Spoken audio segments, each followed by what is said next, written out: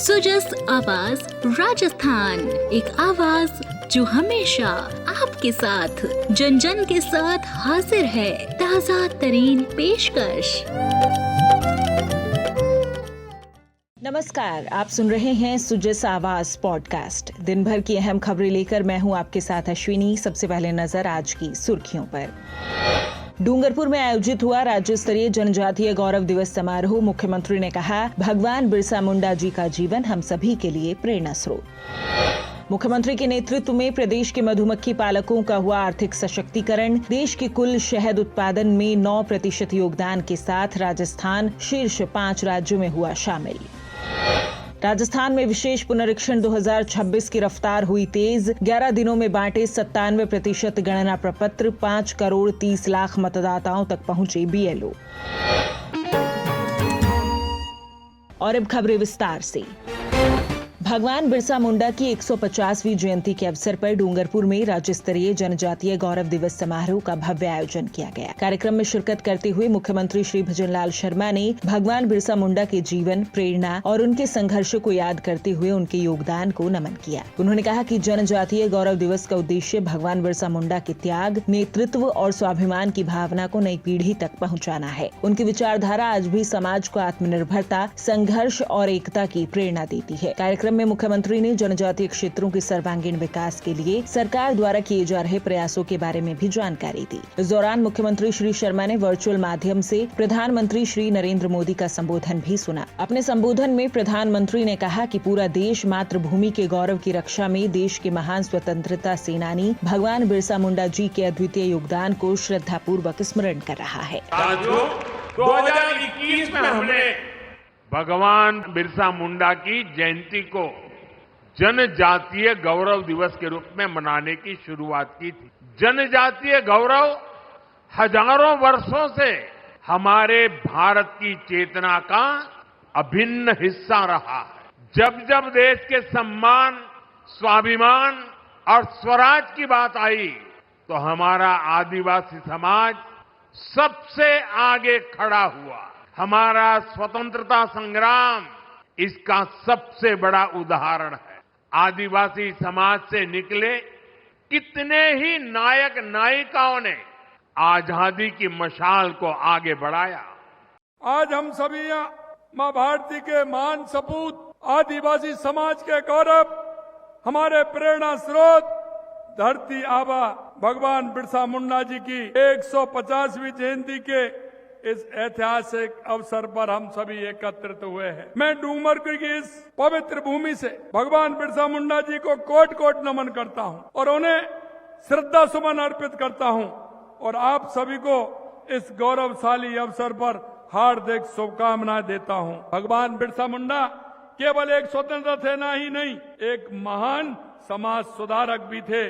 उन्होंने जनजातियों को नशाखोरी, जातीय संघर्ष जैसी बुराइयों को त्यागने और लोगों को एकजुट रहने, सत्य के मार्ग पर चलने और ईश्वर की उपासना के लिए प्रेरित किया। उनकी विरासत आज भी जनजाति समाज के दिलों में जीवित है। उन्हें एक जननायक के रूप में याद किया जाता है। ये राज्य स्तरीय समारोह न केवल भगवान बिरसा मुंडा की स्मृति को समर्पित रहा, बल्कि जनजातीय संस्कृति, कला और परंपराओं के संरक्षण एवं सम्मान का संदेश देता भी नजर आया। कार्यक्रम को संबोधित करते हुए मुख्यमंत्री श्री शर्मा ने कहा कि जनजातीय समुदाय ने सदियों से प्रकृति, संस्कृति, साहस और सत्य के मार्ग को जीवंत रखा है। आपका इतिहास केवल संघर्ष का नहीं बल्कि गौरव का इतिहास है। राज्य सरकार आदिवासियों के सर्वांगीण विकास के लिए कृत संकल्पित है। आज मैं इस पावन भूमि पर उस समुदाय के बीच उपस्थित हूँ जिसने सदियों से प्रकृति, संस्कृति, साहस और सत्य के मार्ग को जीवंत रखा है। राजस्थान की आत्मा में यदि कोई सबसे प्रखर, सबसे जीवंत धारा है तो वह आप हैं। सब हमारे आदिवासी भाई बहन हैं। आज आपका इतिहास संघर्ष का है, परंतु उससे भी बड़ा गौरव का इतिहास है। आपने जल, जंगल, जमीन के साथ संतुलन बनाकर दुनिया को जीना सिखाया है। आपने अपने त्योहारों, गीतों और परंपराओं से राजस्थान की पहचान को और समृद्ध किया है। आपके नृत्य में सिर्फ ताल नहीं, पीढ़ियों की कहानी बसती है। आपके गीतों में केवल स्वर नहीं, धरती की आत्मा बोलती है। आपके त्योहारों में सिर्फ रंग नहीं, आदिवासी गौरव की चमक बसती है। सरकार इन परंपराओं को सिर्फ सजेगी नहीं, बल्कि दुनिया के सामने गर्व से पेश करेगी। मुख्यमंत्री श्री भजनलाल शर्मा के नेतृत्व में प्रदेश के किसानों के आर्थिक सशक्तिकरण के लिए निरंतर कार्य किए जा रहे हैं। साथ ही अन्नदाता भी कृषि एवं उससे जुड़े विभिन्न क्षेत्रों में कार्य कर प्रदेश को नई ऊंचाइयों की तरफ ले जा रहे हैं। परिणाम स्वरूप राजस्थान भारत के कुल शहद उत्पादन में 9% के योगदान के साथ अब उत्तर प्रदेश, पंजाब, हरियाणा और बिहार के साथ देश के 5 सबसे बड़े शहद उत्पादक राज्यों में शामिल हो गया है। मधुमक्खी पालन अब कृषकों के लिए आय का बड़ा स्रोत बन गया है। किसान खेती के साथ शहद उत्पादन कर अपनी आय को दोगुना कर पा रहे हैं। वर्तमान में राज्य में लगभग 3,350 मधुमक्खी पालकों द्वारा 2,76,000 मधुमक्खी कॉलोनियां हैं, जिनसे लगभग 8,200 मीट्रिक टन शहद का उत्पादन किया जा रहा है। राज्य में अलवर, भरतपुर और हनुमानगढ़ शहद उत्पादन में अग्रणी जिले हैं। राज्य सरकार की मंशा है कि मधुमक्खी पालन के लिए किसानों को वैज्ञानिक तरीके से प्रशिक्षण मिले, जिससे बड़ी संख्या में मधुमक्खी पालक लाभान्वित हो रहे हैं।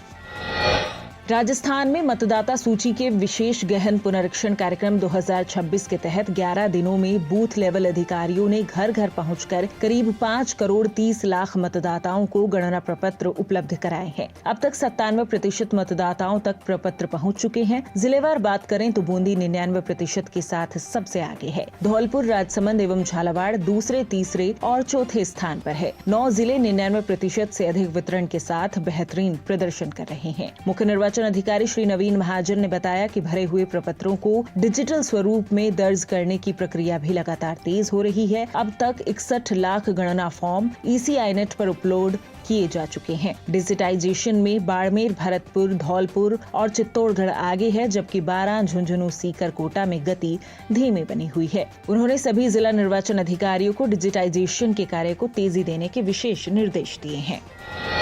राजस्थान की समृद्ध सांस्कृतिक पहचान घूमर अब नए आयाम छूने जा रही है। राज्य सरकार द्वारा पहली बार घूमर फेस्टिवल 2025 आयोजित किया जा रहा है। इस अनोखी पहल का उद्देश्य घूमर को वैश्विक मंच पर नई पहचान दिलाना और नई पीढ़ी को राजस्थान की परंपराओं से जोड़ना है। जयपुर में इस महोत्सव का राज्य स्तरीय भव्य आयोजन होगा, जहां बालिकाओं और महिलाओं को अपने अभिनय, कला और सांस्कृतिक गरिमा का प्रदर्शन करने का सुनहरा अवसर मिलेगा। उप मुख्यमंत्री दिया कुमारी ने प्रदेशवासियों, विशेषकर महिलाओं और बालिकाओं से अपील की है कि वे बड़ी संख्या में इस महोत्सव का हिस्सा बने और घूमर जैसे पारंपरिक नृत्य को विश्व स्तरीय पहचान दिलाने में सहयोग दें।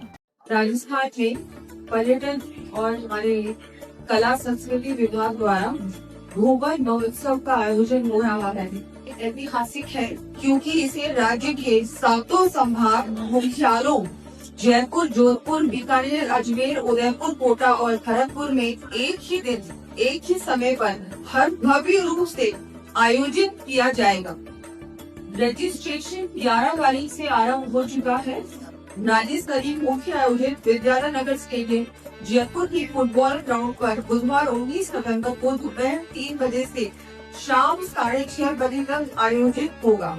ये एक ओपन और समावेशी मंच है ताकि स्कूल कॉलेज की छात्राएं, गृहिणियां, प्रोफेशनल डांसर्स, कार्यरत महिलाएं और सांस्कृतिक संस्थाओं की सदस्याएं सभी इसमें सहभागी बन सकती हैं।